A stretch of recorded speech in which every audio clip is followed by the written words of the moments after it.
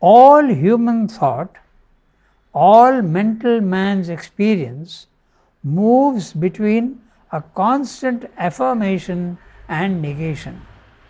There is for his mind no truth of idea, no result of experience that cannot be affirmed, none that cannot be negated. It has negated the existence of the individual being, negated the existence of the cosmos, negated the existence of any immanent or underlying reality, negated any reality beyond the individual and the cosmos. But it is constantly affirming these things, sometimes one of them solely, or any two, or all of them together. It has to do so because our thinking mind is in its very nature an ignorant dealer in possibilities, not possessing the truth behind any of them, but sounding and testing each in turn or many together, if so perchance it may get at some settled belief or knowledge about them, some certitude. Yet, living in a world of relativities and possibilities, it can arrive at no final certainty, no absolute and abiding conviction. Even the actual, the realized, can present itself to our mentality as a maybe or may not be, syadva na syadva, or as is, as an is under the shadow of the might not have been, and wearing the aspect of that which will not be hereafter.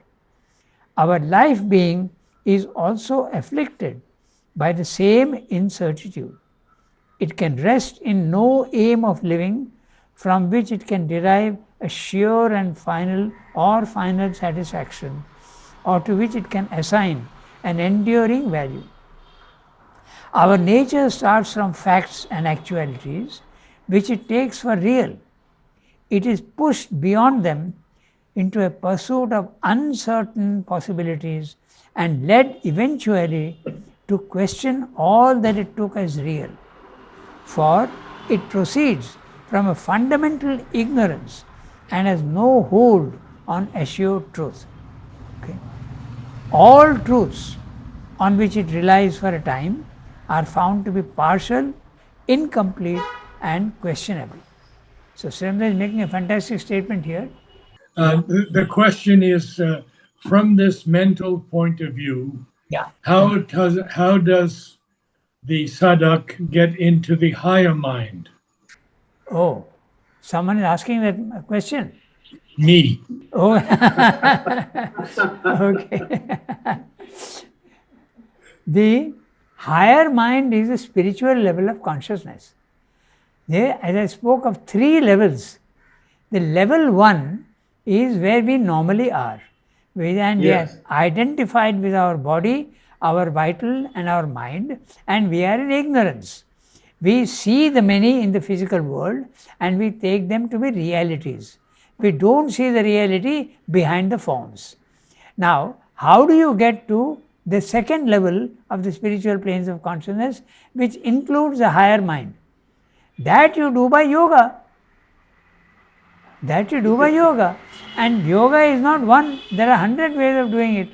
So, one way is to silence the mind. The other way is to grow in evolution from life to life and then finally attain a place where you get to the knowledge. But it's also possible to contact the divine without going to the higher mind. You can contact through the heart, through emotion. Okay? So there are so many ways of doing. But your question about the higher mind is at this level 2. That has to necessarily be done by silencing the mind. And silencing the mind also can be done in several ways. Okay? So one way is to sit in concentration and stop thinking. Every time your mind strays away from what you are trying to concentrate on, bring it back, pull it back. This is the method of the Gita. Okay? Pull the mind back to what you are concentrating on. It will keep on moving away. But this is one way. The other way is to separate yourself from the thoughts. Try to distinguish between the thought and the thinker. Make a separation between the thought and the thinker. We feel that we are thinking. That's not true, because we are identified with the truth, with the mind, okay, with the thought. We are identified with the thought. I can make a distinction between myself and my body, isn't it? I can see that my body is separate from me. Yes. I can also see that my emotions are separate from me. I can examine my own emotions. So there is someone who is examining the emotions and someone who is having the emotions. So I can separate the two. But normally it happens only after the emotion has come. Similarly, the thought also, we can look at the thought objectively, but that happens usually after the thought has come. But can you look at your thought while it is happening? Then you have made a separation between thinker and thought. Then you can go to the higher mind level. This is what Temi told me. She said she sees the thoughts coming in and she just lets them go through and pays no attention to them. Yes, but that's the most difficult thing. That's the most difficult one, because that was what he did was dynamic. Okay, looking at your thought, but I can't look at my thoughts. I can only examine them, but I can't see them entering my mind. So what Srimba is saying, Narad, be very clear, he is seeing the thoughts coming from outside into his mind. And before they were coming, he is throwing them out. But we can't see the thoughts coming in. At least most people can't. I can't. If you can, you are already at a higher level of consciousness. So that is another method. So there are 3-4 methods. Is that why he had to meet Lele? Is that? Is that why he had to meet Bhaskar Lele? I am not getting the question, Narad. Is that why Sri Aurobindo met Bhaskar Lele? Yes. It is Bhaskar Lele who taught him, okay? Vishnu Bhaskar Lele. He taught him how to silence his mind. He said, look at your thoughts. And Bhaskar Lele could not do anything. It is Sri Aurobindo himself who managed to do that within one day, okay? So that's right. So there are so many ways of doing that. There is the Sankhya method, there is the Jnana Yoga method, and there is another method which Sri Aurobindo also says, the widening your mind, not trying to silence it, but widen it. That's another method. There are several methods. So once you have gone there, then you start seeing the reality of things. You don't see only the forms, you see the reality behind the forms. Okay? So now what Srimba is saying here is that everything that exists can be contradicted in thought as in experience. So we will give examples of each one as we go along. Okay. All human thought, all mental man's experience moves between a constant affirmation and negation. Okay. So there is for his mind no truth of idea, no result of experience that cannot be affirmed, none that cannot be negated. So we will have a look at each one. He is giving several cases. It has negated the existence of the individual being. Narad doesn't exist, nor do I exist, because Narad thinks that he is his body, mind, life. Okay? And that is not true. So it will disappear. So who is saying that the individual being does not exist? The Buddhist also says that. Okay? The Mayavadan also says that. Then negated the existence of the cosmos. The Mayavada is saying there is no cosmos. It is only a shadow play of images. Negated the existence of any immanent or underlying reality. That is a materialist. The materialist is saying there is nothing beyond the physical world. Okay?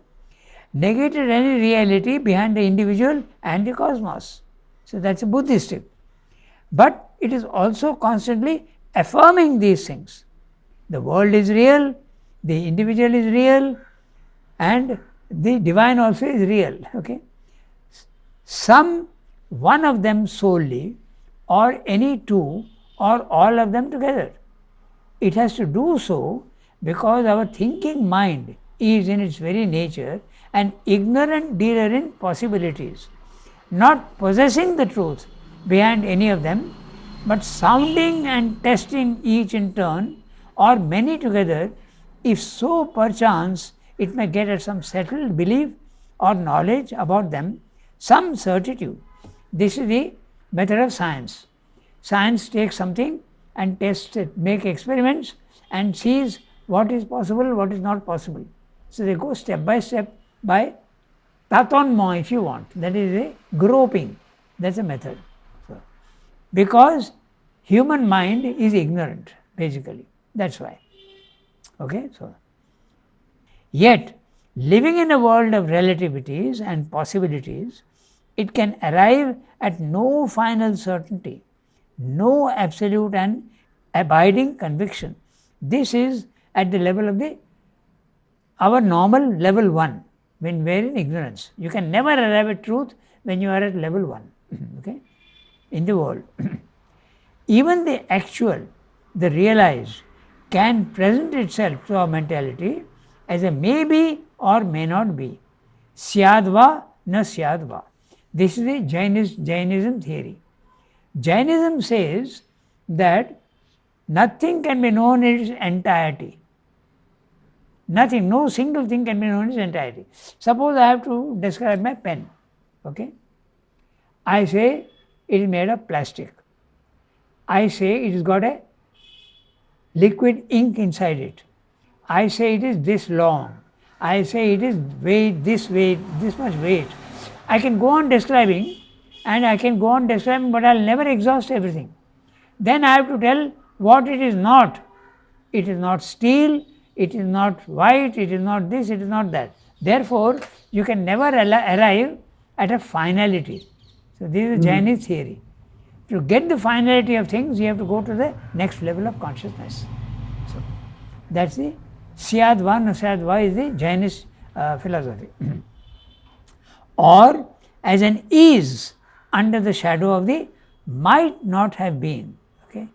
So, something is, and before you know anything, you have gone on to the next, into the future. So, did that really exist?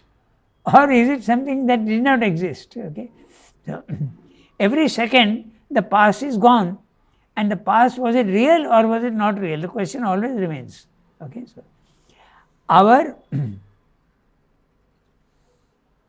and wearing the aspect of that which will not be hereafter. Everything goes on changing in the physical world. No? Nothing is static. So, you can always doubt what has been in the past. So, our life being, the vital, is also afflicted by the same incertitude.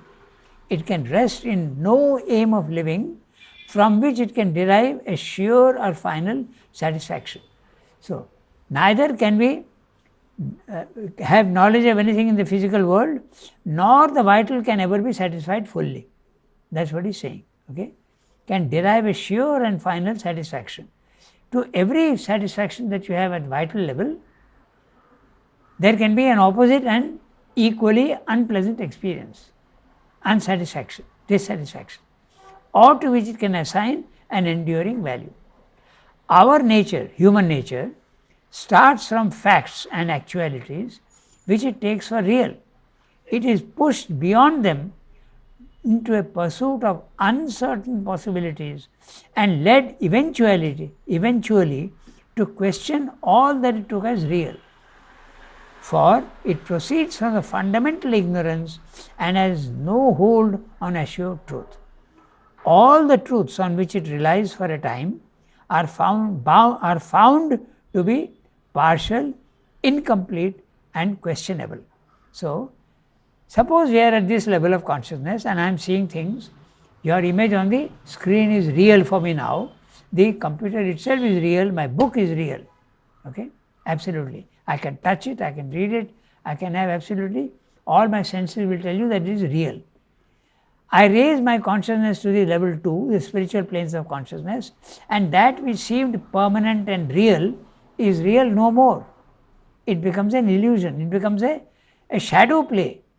The book is there today, but after 100 years it may not be there. So, it's doubtful whether its existence is absolute. So, this is now the world which was real to you has now become unreal to you. Then you go to the third level, the world again becomes real, but this time not in the sense that you are experiencing in the level 1. You see the reality behind things. And Mother says something fantastic. She says that if you go to the supramental level, even the spiritual truths are no more that certain and absolute. So imagine that. Yeah. So how the relativity of all the planes of existence, there is no end to it. That's exactly what Srila is stressing in this para. That everything can be questioned, everything can be affirmed, and there is no certainty at all, even at the spiritual level. Okay, so We go to the next para. yes, and the next para deals with the materialistic view. Okay, so one by one he will deal with the materialistic view, then the vital view, and then the mental view. At the outset, man lives in his physical mind, which perceives the actual, the physical, the objective. Now, he is making three. What is the actual? What is the physical? What is the objective? But we'll do one thing. We'll finish the para and come back to it. Okay. We'll read the para entirely and then come back to it. And accepts it as fact, and this fact as self-evident truth beyond question. Whatever is not actual, not physical, not objective, it regards as unreal or unrealized, only to be accepted as entirely real when it has succeeded in becoming actual, becoming a physical fact, becoming objective. Its own being too, it regards as an objective fact, warranted to be real by its existence in a visible and sensible body. All other subjective beings and things it accepts on the same evidence, insofar as they can become objects of our external consciousness or acceptable to that part of the reason which builds upon the data supplied by that consciousness and relies upon them as one solid basis of knowledge. Physical science is a vast extension of this mentality. It corrects the errors of the sense and pushes beyond the first limitations of the sense mind by discovering means of bringing facts and objects not seizable by our corporeal organs into the field of objectivity. But it has the same standard of reality, the objective, the physical actuality. Its test of the real is possibility of verification by positive reason and objective evidence. So, this is the physical world what he is saying. But let us see what he is meaning by so many different words he is using. So, at the outset, man lives in his physical mind, which perceives the actual, physical and objective. The first thing to be noted is the physical mind. The mind has got three levels: the physical mind, the vital mind and the pure mind. So, the physical mind is, in Indian psychology, the manas. The manas is that which interprets the senses. The senses collect data from the physical world and pass it through nerves to the brain. And the brain has to tell you what you are seeing or what you are hearing or what you are smelling or what you are tasting and touching. If the brain doesn't work, then what you see or feel through the senses makes no sense to you at all. The proof of that is the baby. The baby, all the senses are working, but he understands nothing at all. He hears the sounds, he doesn't know the language, he doesn't understand a word. He sees his own mother, he doesn't know who she is. So, this is the physical mind. and the physical mind, the actual, the physical and objective. So, what is the actual? Existing as fact, real, not imagined, estimated or guessed, current, present. This is the actual. Is this the area of empiric knowledge? Pardon? Is this the area of empiric knowledge? Yes, that's right. Yeah, that's right. Then the physical. What does he mean by the physical? Relating to body rather than mind. Okay, bodily, relating to objects that can be seen or felt. Material, relating to nature or to the laws of nature. This is the physical. Then we have the objective. Okay, not depending on or influenced by personal opinions or prejudices. This is the objective. Relating to external facts as opposed to internal thoughts and feelings. Having existence outside the mind. This is the objective. So he has used three different words. Okay, so and accepts it as fact, and this fact as self-evident truth beyond question. So in the physical world, we see things and we think that it is absolutely real. There is no question that all the forms that we see in the physical world are real. Okay. Whatever is not actual, not physical, not objective, it regards as unreal or unrealized, only to be accepted as entirely real when it has succeeded in becoming actual, becoming a physical fact, becoming objective. Okay. Its own being too, it regards as an objective fact. My own body, mind, life, warranted to be real by its existence in a visible and sensible body. Sensible, verifiable by the senses. That's sensible. The word sensible can mean something else also. He is a sensible man, not in that sense. So, not in that sense. Sensible, open, and verifiable by the senses. Okay. So, all other subjective beings and things it accepts on the same evidence insofar as they can become objects of our external consciousness or acceptable to that part of the reason which builds upon the data supplied by that consciousness and relies upon them as one solid basis of knowledge. So, this is the definition of what we consider real to be in the physical world. Physical science is a vast extension of this mentality, because physical science now can see, or rather knows, that there are vibrations which is not open to the senses. Okay? The waves for the television, waves for the phones. So, all these are things which science knows is real but cannot sense. It is not acceptable to the senses, not accessible to the senses. Okay, so physical science is a vast extension of this mentality. It corrects the errors of the sense and pushes beyond the first limitations of the sense mind by discovering means of bringing facts and objects not seizable by our corporeal organs into the field of objectivity. Now, this, what science is correcting, the first sense data. The first way of knowing things is the sense data. Science goes beyond sense data. One example that Sri Aurobindo himself gives is, I see the sun rising. It comes out from the sea and is rising slowly, it is going up. This is what the senses tell you. But science says, no, that's an illusion. It's not the sun going up at all. It's the earth that is moving around the sun, and you don't see the earth movement.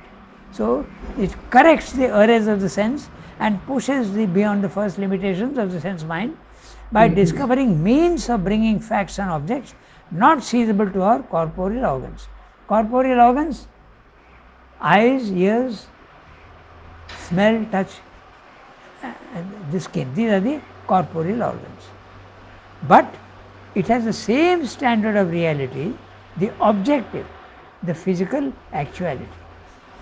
Its test of the real is possibility of verification by positive means and objective evidence. So this is the science goes beyond senses, and it depends on three things: experimentation, verification, and repeatability. Once it can do this, it is convinced that there is some reality to it. Okay? So this is what Srimati is saying. Now Srimati discusses the vital. What is real to the vital? He has told us what is real to the physical. Now the vital. But man also has a life mind, a vital mentality, which is an instrument of desire. Okay? This is not satisfied with the actual, it is a dealer in possibilities. It has the passion for novelty and is seeking always to extend the limits of experience for the satisfaction of desire for enjoyment. The main function of the vital mind is satisfaction of desire and enjoyment, for an enlarged self-affirmation and aggrandizement of its terrain of power and profit. It desires, enjoys, possesses actualities, but it hunts also after unrealized possibilities, is ardent to materialize them, to possess and enjoy them also. It is not satisfied with the physical and the objective only, but seeks too a subjective, an imaginative, a purely emotive satisfaction and pleasure. If there were not this factor, the physical mind of man, left to itself, would live like an animal, accepting this first actual physical life and its limits as his whole possibility, moving in material nature's established order and asking for nothing beyond it. This is the animal existence. Okay. But this vital mind, this unquiet life will, comes in with its demands and disturbs this inert or routine satisfaction which lives penned within the bounds of actuality. Okay. The life will starts making demands. I want this, I want that. Goes beyond the actual. It enlarges always desire and craving, creates a dissatisfaction and unrest, a seeking for something more than what life seems able to give it.